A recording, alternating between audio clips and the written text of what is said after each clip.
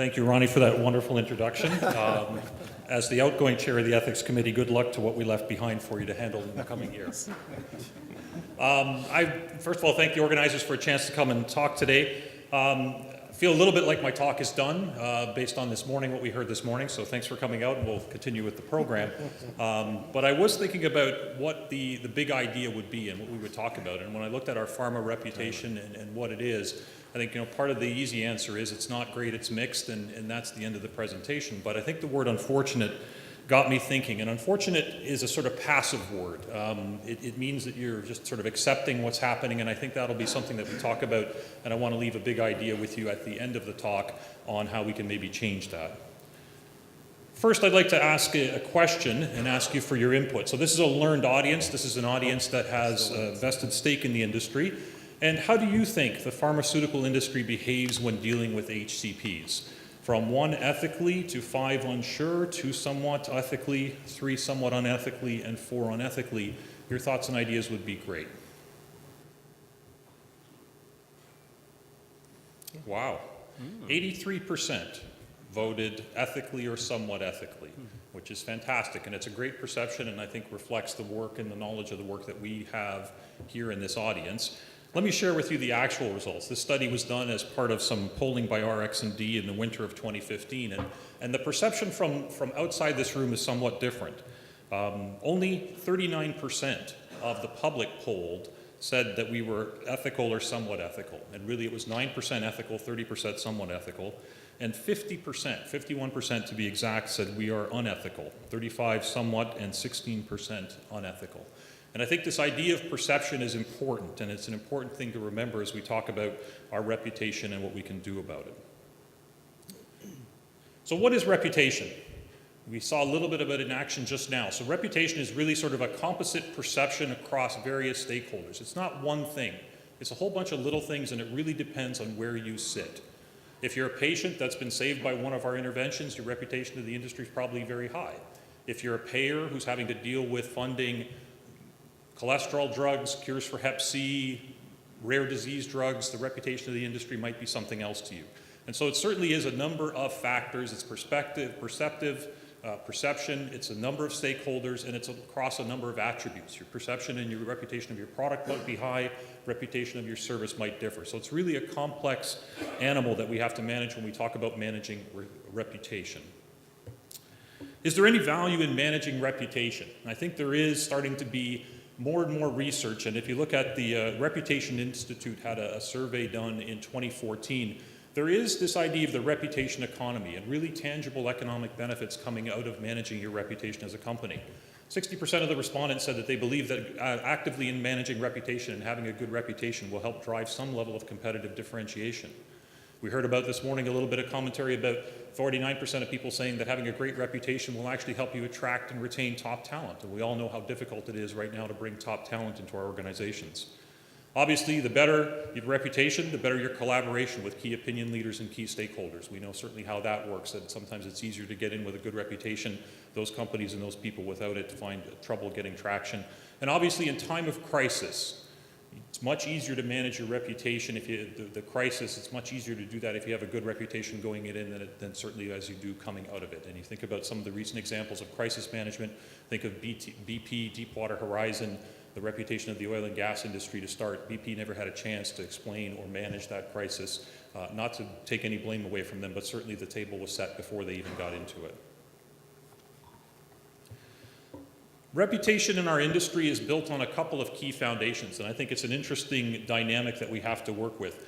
Again, some research done by RxD over the course of this past winter. Our strongest assets to manage our reputation are our products. Quotes such as good, safe products, cures, you're helping people. Certainly we're starting from a great place and have a great foundation in terms of assets to work from. No surprise, our greatest liability is the fact that we are for-profit organizations. The words greedy, profit-driven, medicine's too costly and expensive. That dichotomy between the good that we do in terms of the products and the services, but the fact that we are actually a profit-driven organization and we're here to make a return on our investment certainly is something that resonates. We have to manage and build on those assets, obviously, and manage those liabilities, but I think at the same time not apologize for them as we go forward. The need for profit certainly fuels R&D, fuels investment back, fuels our ability to invest in places, as Ronnie talked about here in Canada in the prior talk, and we have to keep that in mind as we go forward. So just to ask the question again to see if you were listening this morning from the very beginning, quick survey, pick one, which industry is the least trusted by Canadians? And this was the Edelman Trust Barometer done in the spring of 2015. Was it banks, pharmaceuticals, the tech sector, chemicals, or automotive? And this is, I'm asking you to vote on the least trusted.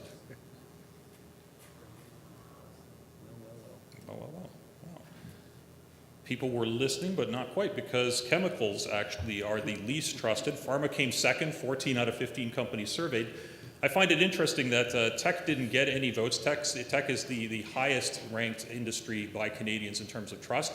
I find that interesting in that that's the sector where all of us, our credit card information is floating around on the Ethernet out there in the web somewhere. Our social security numbers, our SIN numbers are all floating around out there. That is the sector that is most trusted by people who somehow can't remember to put passwords in place to encrypt medical information databases and other key sources of information.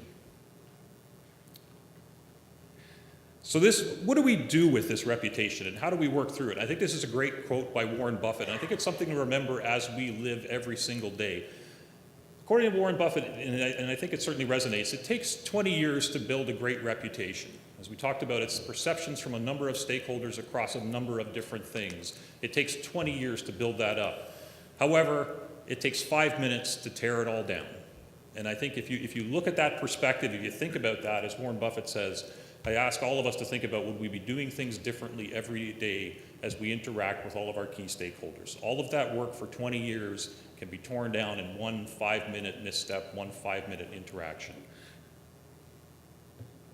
So whose responsibility is it to manage that 20-year build-up and watch out for that 5-year teardown? Again, the Reputation Leaders Survey suggests, and it's interesting to see how most people concentrate their answers on one function. Corporate comms, public affairs. 70% of respondents said that is the responsibility of corporate communication, public affairs, to manage a company's reputation. 5% CEO office, 5% marketing, only 1% human resources and legal, and sort of 8% other. I think for me, I find these results interesting because I think if you look at reputation as being a composite of multiple interactions across different stakeholders, across different attributes, 20 years to build it up, 5 minutes to knock it down, I think it really is the responsibility of all of us. It's not a departmental responsibility. Reputation is not something that corporate affairs, corporate comms owns. It's what all of us own, and what all of us have to contribute. And you think about where we are today in the digital age, it's something that we actively have to manage every single day. If you want to see a great example of bad reputation and how quickly social media can drive it, there is a YouTube clip out there called United Breaks Guitars. It's a guy who was traveling on United Airlines, a musician. United broke his guitar. They refused to pay for it. He wrote a song about United Breaks Guitars, posted it online, and I think at last count it has over 2 million views. United is living through that one customer service interaction and that one error every single day. And again, for me, that talks about how all of us, from the customer service agent, from the representative in the field, from the MSL, from the person in-house, the person who answers the phone, all of us play a role in shaping reputation. All of us have to help manage that unfortunate reputation that we have. It's not the responsibility of one group in public affairs or corporate communication. Is reputation something that we can manage? And I think there's growing research to suggest that yes, it is, that there is a business model and a framework to manage reputation. More and more companies are doing it. I think in our industry, Novo Nordisk is one of the leading companies that has a reputation management program in place and actively manages it. And if you think about the competencies required to do that, it's no different than any part of our business. You need a business case and a rationale, an idea of how the reputation is linked to your end goal. You need to do some market research and have a strategy on how to manage it. You need to have accountability and management control, and really you need to integrate all aspects of the function together to manage it. So I think it's something we should think about and take home, that reputation isn't something that just happens by accident. It's something all of us in the room can actively play a role in and manage, and that we, as an industry, certainly should play a much more active role in managing that reputation. Last question, just asking you on a 10-point scale, how trustworthy do you think the public finds brand pharmaceutical companies? And 1 is 0, not trustworthy at all. We'll go odd numbers, 3, 5, 7, 10, highly trustworthy. Just your thoughts and ideas, a quick vote.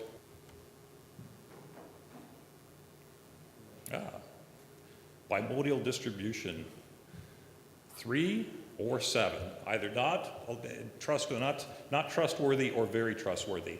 Interestingly enough, the answer, this was actually done by a Medical Post physician survey, the answer is right down the middle, 5.4 for the industry and the average. Now, the good news for the branded industry, it was 5.6 out of 10.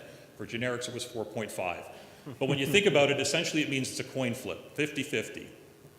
Half the group thinks that we're trustworthy, half of us doesn't. And I think that's something, again, to take home and think about as we begin to move forward. And we heard some of the presentations this morning about our interactions, about how we're changing the ecosystem, how we're trying to evolve, that we need to really work on and try to fix this and do everything we can to make this 10 out of 10. And just in conclusion, I want to leave with you a challenge, as every good TED Talk would have. And the challenge to pick what narrative do you want for this industry. When I joined this industry about 20 years ago, this was the narrative I aspired to. That there were two guys somewhere in California, one was a venture capitalist and one worked as a professor at UCSF, sitting around having a beer, thinking about how they could harness DNA to change the world. They pioneered commercial DNA technology, and that spawned a company in the Bay Area to make a whole new class of medicines, proteins. And then what they did was they were designed to help people with life-threatening conditions and really have helped save a lot of lives and change the world. That's a great narrative to have, and I think we should also aspire to it. But my challenge to you is to prevent this narrative. And this is my compulsory slide of Martin Shkreli. And this is the latest narrative circulating, that a hedge fund manager becomes a pharma CEO, he buys the only drug to treat a complication of AIDS, and he jacks up the price by over 5,000%. My challenge to all of you is, what narrative do you want? How do we reshape this unfortunate reputation that we have and make sure that we build on the strengths, minimize the weaknesses, and manage it every day so that we don't lose 20 years of good work with one 5-minute bad decision? Thank you.